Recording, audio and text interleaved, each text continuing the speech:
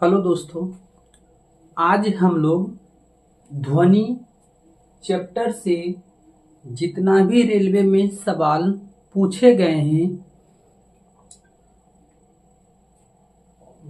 सारे के सारे प्रश्न को हम लोग एक बार देख लेंगे कि किस लेवल से सवाल ध्वनि चैप्टर से एग्जाम में पूछे गए हैं और क्या क्या सवाल आते हैं। या रेलवे का कोई भी एग्जाम हो, या रेलवे का जेई हो, या रेलवे का एनटीपीसी हो। देखिए ये एनटीपीसी सीबीटी 2 का सवाल है, या ग्रुप डी हो, या एएलपी हो, या टेक्नीशियन हो। सारे के सारे इस चैप्टर से जितना भी सवाल पूछे गए हैं हम लोग सारे के सारे उस पर एक बार देख लेंगे कि किस टाइप से एग्जाम में प्रश्न आते हैं। इससे पहले आप हमारे चैनल मोदी क्लासेस टीच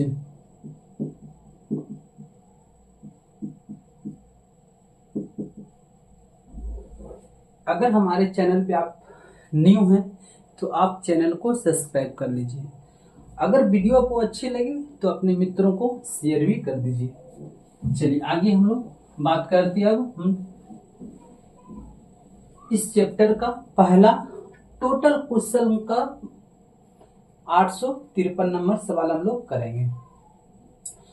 करें मनुष्य के लिए ध्वनि की श्रव्य सीमा लगभग कितनी होती है, यानी कि श्रव्य मतलब जो मनुष्य सुन सकते हैं। तो आप लोग थोड़ा सा ध्यान रखिएगा। सबसे पहले हम लोग बोलते हैं श्रव्य ध्वनि क्या होती है। श्रव्य ध्वनि इनका जो आपको बोल सकते हैं कि जो हम लोग सुनते हैं 20 हर्ट्ज से 20,000 हर्ट्ज के बीच कट तो नहीं था, ध्यान रखिएगा। 20 हर्ट्ज से 20,000 हर्ट्ज के बीच का मनुष्य ध्वनि सुन सकता है। अब एक और ध्वनि होता है जिसको हम लोग कहते हैं अश्रव्य ध्वनि। अश्रव्य ध्वनि तो आप बोलिएगा 20 हर्ट्ज से जो कम होता है, 20 हर्ट्ज से कम, तो इस ध्वनि को मनुष्य नहीं सुन सकते, सिर्फ इसको सुन सकते हैं। तीसरा होता है प्राश्रव्य। प्राश्रव्य ध्वनि इनका जो आप बोलिएगा लेंथ जो होता है ये 20,000 हर्ट्ज से ऊपर होता है। आप बोल सकते हैं 20,000 हर्ट्ज से ऊपर इस ध्वनि को भी मनुष्य नहीं सुन सकता है। तो अब हम लोग प्रश्न पर देख लेते हैं एक बार। कह रहा है कि मनुष्य के लिए श्रव्य जो मनुष्य सुनेगा, तो अब देखिए यहाँ पर ऑप्शन नंबर आपका फर्स्ट ही सही होगा। 20 हर्ट्ज से 20,000 हर्ट्ज के बीच का जो ध्वनि होता है वो मनुष्य सुन सकेगा। अब बात ये हुई कि ये ध्वनि को हम लोग कहाँ यूज करते हैं। तो प्राश्रव्य ध्वनि का जो प्रयोग करते हैं बड़ी बड़ी कारखानों में, चिमनियों में उसका धूल को हटाने के लिए बड़ा इस ध्वनि का प्रयोग करते हैं। दूसरी बात क्या है, इस ध्वनि को कुत्ता, बिल्ली ये सब जानवर इसको सुन सकते हैं। ये भी प्रश्न एग्जाम में पूछे जाते हैं, तो आप थोड़ा सा इसको ध्यान में रखिएगा। तो आप देखिए ये प्रश्न जो है आरआरबी एनटीपीसी का सीबीटी 2 का पूछा हुआ है, जो 17/6/2022 का सेकेंड शिफ्ट में सवाल पूछे गए थे। आगे बढ़ते हैं हम लोग। Question number 854। आइए 854 क्या कहता है देखते हैं। निम्नलिखित में से किस माध्यम से ध्वनि गति नहीं कर सकता। इसका मतलब है कि ध्वनि उससे गुजर ही नहीं सकता है। तो आपको याद रखना है कि ध्वनि जो है निर्वात, जहां कुछ भी नहीं है। अगर हम निर्वात में दो चीजों को ऊपर से गिरावे, मान चलते एक 100 केजी का है, एक कागज जो 5 ग्राम 1 ग्राम का है, उसको भी अगर हम निर्वात में गिरावे तो दोनों सेम गिरेगा, दोनों एक ही बार गिरेगा, उससे कोई फर्क नहीं पड़ेगा, तो उसी को हम लोग कहते हैं निर्वात। तो अब कहते हैं कि ध्वनि का जो तरंग है निर्वात में वो गमन कर ही नहीं सकता। सबसे ज्यादा अगर हम बात करें कि सबसे ज्यादा ध्वनि आपको ठोस में, फिर द्रव में, फिर गैस में, तो सबसे कम गैस में ध्वनि की चाल होती है। अगर सबसे ज्यादा बोलेंगे तो ठोस में। तो यहाँ कह रहे थे नहीं गुजर सकता, तो निर्वात से ध्वनि नहीं गुजर सकता। अब हम लोग 4-5 पॉइंट लिखे इसके बारे में जो एग्जाम में सबसे ज्यादा इससे पूछे जाते। पहला पॉइंट क्या है, ध्वनि एक अनुदैर्घ्य तरंग है। ये बहुत बार एग्जाम में पूछा है कि निम्नलिखित में से ध्वनि कौन सी तरंग है, तो आपको टिक करना पड़ेगा कि ध्वनि एक प्रकार से अनुदैर्घ्य तरंग का उदाहरण है। दूसरा, ध्वनि की प्रबलता का इकाई क्या है भाई, तो यह डेसिबल है। ध्वनि का जो प्रबलता है उसको हम लोग डेसिबल से ज्ञात करते हैं। तीसरा इंपॉर्टेंट पॉइंट है कि ध्वनि की हवा में चाल कितनी होती है, तो यहाँ पे आप देख लीजिए कि ध्वनि की जो हवा में चाल होगा 343 मीटर पर सेकेंड होती है। चौथा सबसे ज्यादा इंपॉर्टेंट पॉइंट है कि ध्वनि की चाल, ध्वनि की यहाँ पे ध्वनि की सबसे अधिक चाल, अच्छा दिया हुआ यहाँ पे एल्युमिनियम धातु में होती है। अब देखिए यहाँ पर 2 वर्ड लिखा है, एक तो एल्युमिनियम है, एक धातु है।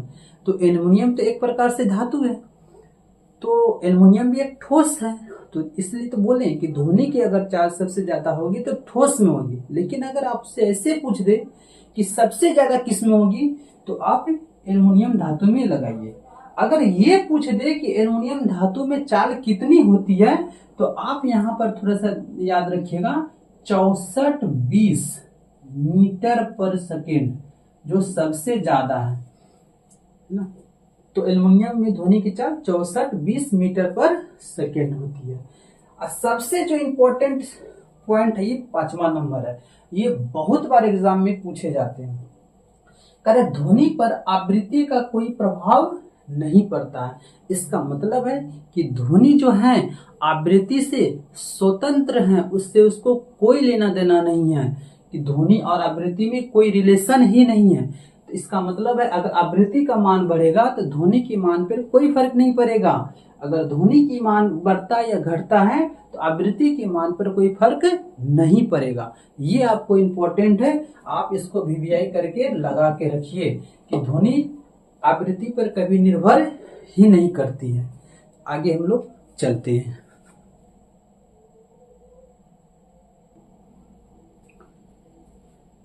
Question number 855। एक सभागार में ध्वनि की निरंतरता ध्वनि के बार बार परावर्तन का परिणाम है और इसे डैश कहा जाता है। आप देखिएगा जब कोई बड़ा सा हॉल होगा तो आप जब बोलिएगा तो वो आपका आवाज रिटर्निंग आएगा, तो वो किसका परिमाण है, इसी के बारे में आपसे चर्चा प्रश्न आपसे पूछ रहे हैं। तो हम लोग को पता है कि वो जब हम जिस ध्वनि को बोल रहे हैं वही ध्वनि हमको रिटर्निंग आवाज सुनाई दे रहा है। इसका मतलब है कि वो एक प्रतिध्वनि हमको सुनाई दे रहा है। अब थोड़ा सा अगर हम जिक्र कर ले प्रतिध्वनि का क्या क्या पॉइंट हो सकता है। देखिए प्रतिध्वनि का हम लोग उपयोग, प्रतिध्वनि का उपयोग समुद्र की गहराई मापने में होता है। समुद्र की गहराई मापने में किया जाता है। आप इतना ध्यान रखिएगा कि समुद्र की गहराई को आप लोग प्रतिध्वनि से माप सकते हैं। दूसरा अगर हम बात करें इसका दूसरा पॉइंट की कि जल में स्थित वस्तुओं की स्थिति का पता लगाया जाता है। तो आप बोल सकते हैं जल में उपस्थित या स्थित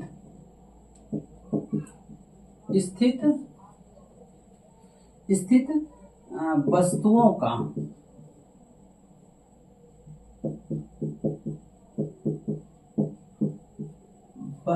का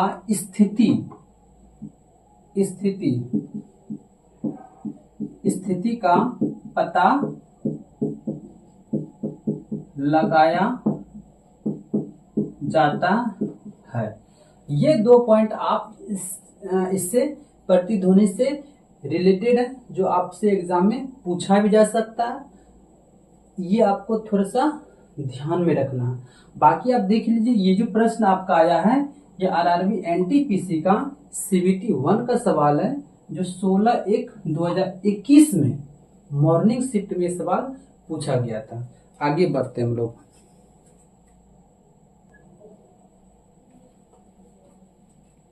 क्वेश्चन नंबर 856। एक माइक्रोफोन डैश परिवर्तित करता है। माइक्रोफोन हम लोग कहते हैं जैसे कि माइक से बोलते हैं, कोई चीज अगर हम माइक से बोल रहे हैं तो वो उसको किस में कन्वर्ट करता है। तो हम लोग को पता है अगर हम माइक में बोल रहे हैं तो हम आवाज को बोल रहे हैं, आवाज है इसका मतलब ध्वनि निकल रहा है हमारे से, और ध्वनि उसको किस में कन्वर्ट कर दे रहा है, विद्युत ऊर्जा में जाकर वो कन्वर्ट कर देता है। यहाँ से जो भी चीज बोलते हैं वो तुरंत आपसे स्पीकर में बोलने लगता है। इसका मतलब स्पीकर क्या करता है, ये आपको माइक जो है वो ध्वनि ऊर्जा को विद्युत ऊर्जा में कन्वर्ट कर देता है। तो ध्वनि ऊर्जा को किस में कन्वर्ट कर देगा, विद्युत ऊर्जा में कन्वर्ट कर देता है। ये आपका आरआरबी एनटीपीसी सीबीटी 1 का सवाल था, जो 21/1/2021 का इवनिंग शिफ्ट का ये सवाल पूछा गया था। इससे एक ही क्वेश्चन जनरली बनता है, जो आपसे पूछ भी लिया है। आगे बढ़ते हैं।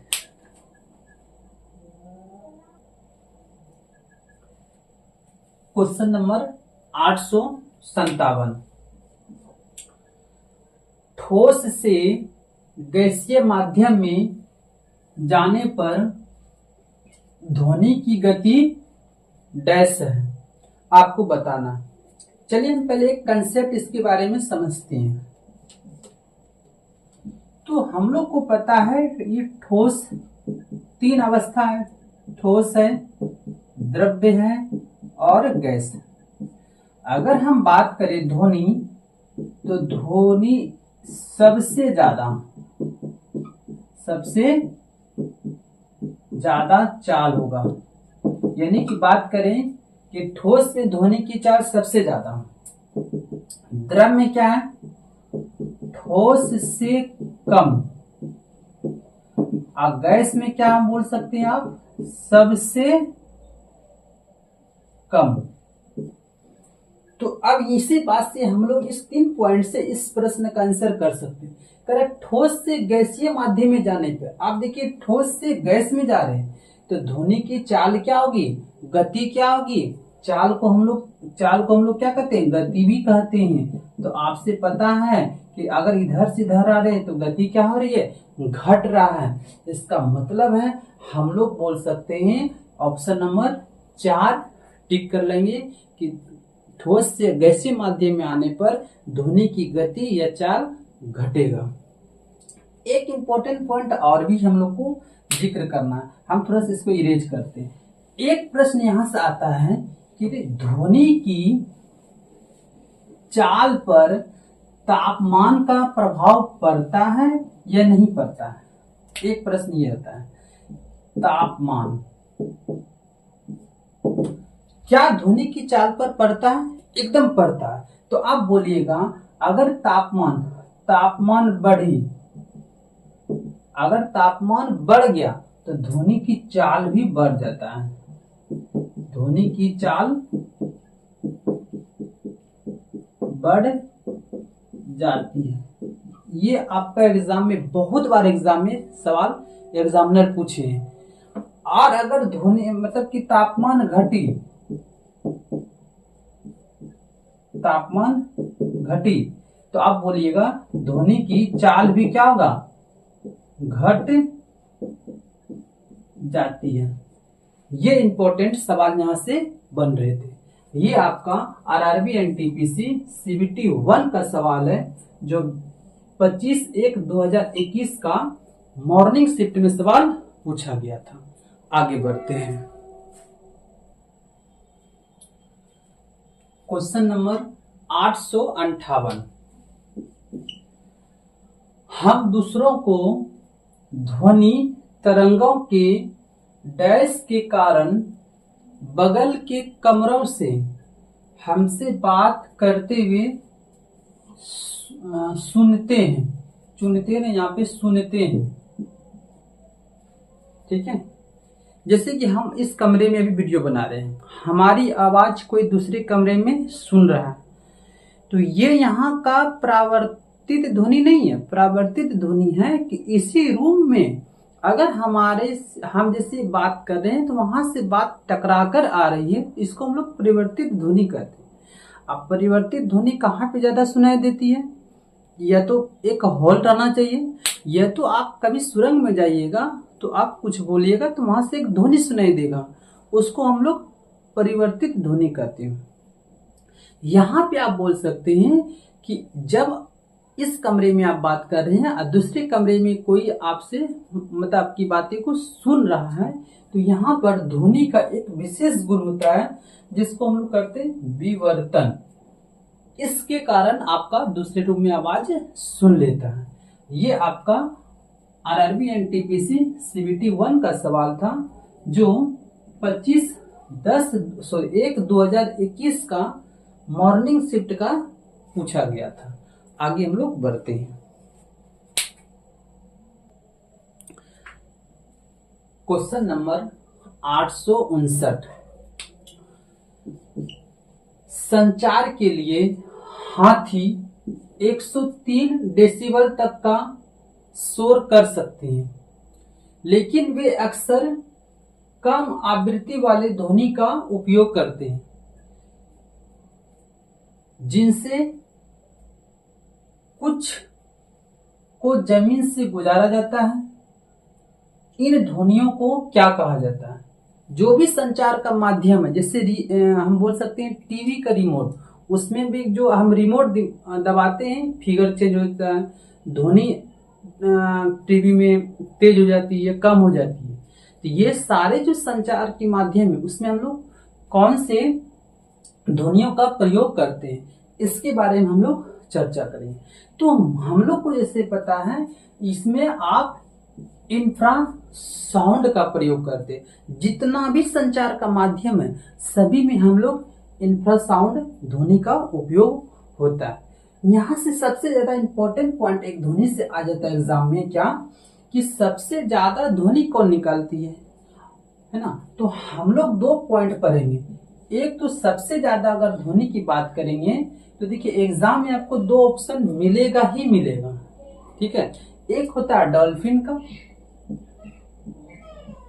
डॉल्फिन ये जो आपको जो ध्वनि निकालेगा, आप बोल सकते हैं कि 2 हर्ट्ज से 2 लाख हर्ट्ज के बीच ये ध्वनि निकालती है, तो इतना पावरफुल है ये।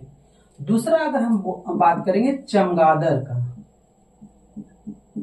तो चमगादड़ भी इससे कुछ कम नहीं है। ये 9000 हर्ट्ज से 9000 हर्ट्ज से 2 लाख हर्ट्ज के बीच ये भी आपको ध्वनि निकालती है। तो ये पेपर में ज्यादा सवाल आते हुए तो आप हमेशा याद रखिएगा, अगर सबसे ज्यादा ध्वनि पूछ रहा है कि सबसे ज्यादा ध्वनि कौन निकाल पाएगा, तो आप हमेशा चमगादड़ टिक कीजिए। अगर चमगादड़ ऑप्शन ना दिखे तो ही आप डॉल्फिन लगाइए। तो इस प्रकार से ये क्वेश्चन आपका सही हो जाएगा। तो ये आप देख लीजिए, ये आपका आरआरबी एनटीपीसी सीबीटी 1 का सवाल था, जो मॉर्निंग शिफ्ट में पूछा गया था। आगे बढ़ते हैं।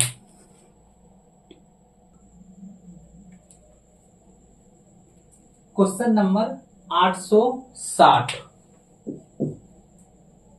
वायु में ध्वनि की गति कितनी होती है? देखिए अभी इस वीडियो का पहला ही सवाल था ये, उसी में हम जिक्र किए हुए थे कि रे वायु का जो गति होगी 343 मीटर पर सेकेंड होती है। देखिए उसमें जिक्र ही किए थे, यहाँ आपका सवाल आ चुका है। आरआरबी एनटीपीसी सीबीटी 1 का था जो 27/2/2021 में ये मॉर्निंग शिफ्ट में पेपर में पूछा गया था। तो जो आपको नोट्स लिखाया जा रहा है वो बहुत ज्यादा इम्पोर्टेंट है। एक शिफ्ट में नहीं तो दूसरे शिफ्ट में, फर्स्ट में नहीं तो सेकेंड में, सेकेंड में नहीं तो थर्ड में एग्जाम में आ जाते हैं। तो आपको इसका आंसर बताना है कितना होगा कमेंट बॉक्स में। ये क्वेश्चन आपको हम आपके लिए छोड़ रहे हैं, हालांकि हम नोट्स में बता चुके हैं। आगे बढ़ते हैं। Question number 861। अब देखिए यहाँ पे संबंध पूछ दिए हुए हैं। बोल रहा है ध्वनि की आवृत्ति f, तरंगदैर्घ्य लैम्डा और चाल v के बीच क्या संबंध होते हैं, इसके बारे में आपको जिक्र करना। तो अब हम लोग जैसे पता है कि v बराबर क्या होगा, तरंगदैर्घ्य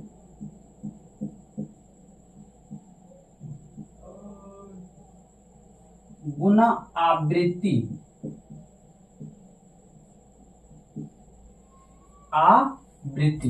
अब यहाँ पे ध्यान देना है, इसको तो हम लोग वेग कहते हैं।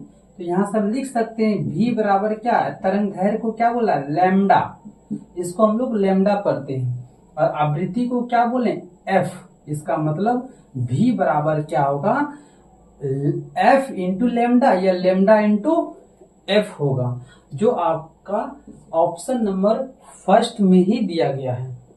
ये भी आप सवाल देखिए, आरआरबी एनटीपीसी सीबीटी 1 में पूछा गया था, जो 8/3/2021 का मॉर्निंग शिफ्ट का ये पेपर में आया हुआ है। आगे हम लोग बढ़ते हैं।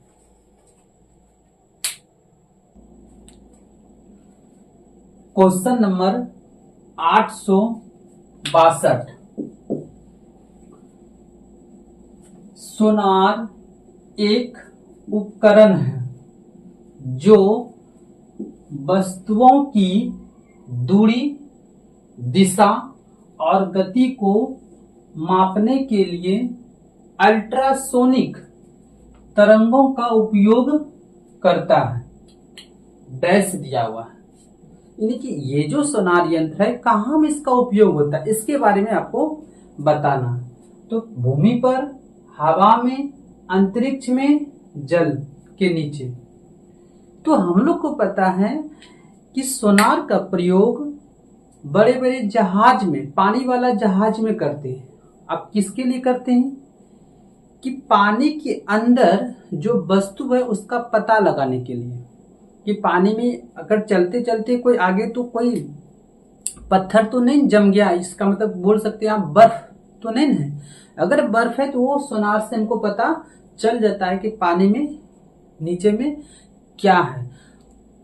अगर कोई बर्फ का बड़ा टुकड़ा है तो उससे जहाज को क्या कर ले, साइड कर ले, इसका हम लोग प्रयोग करते हैं।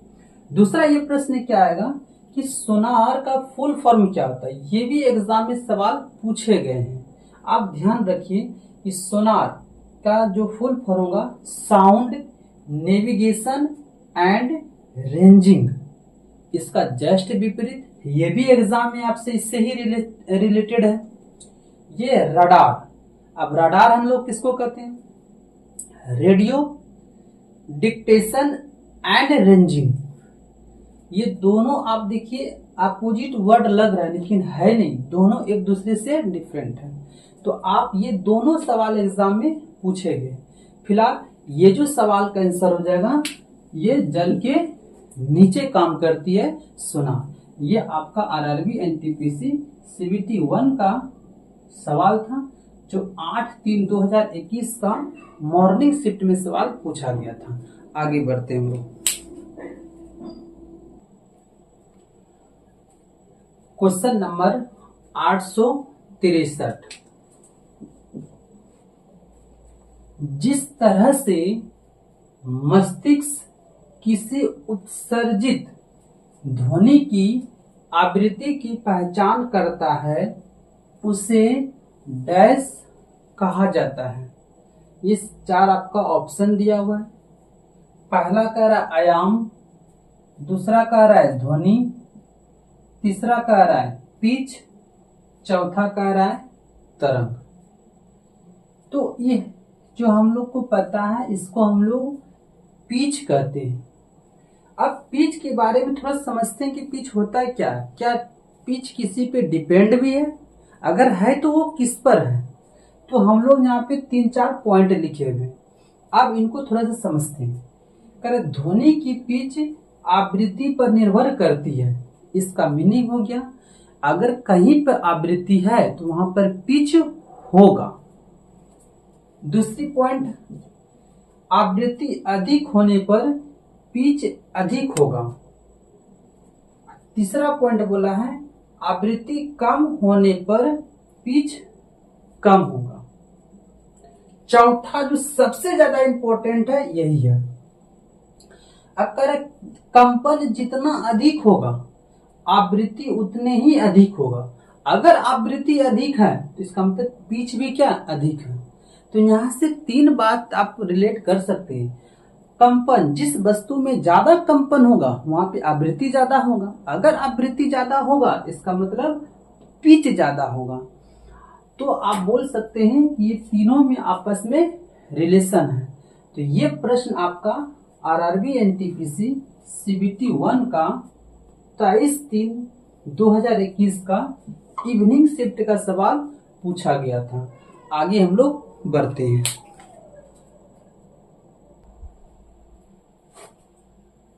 Question number 864।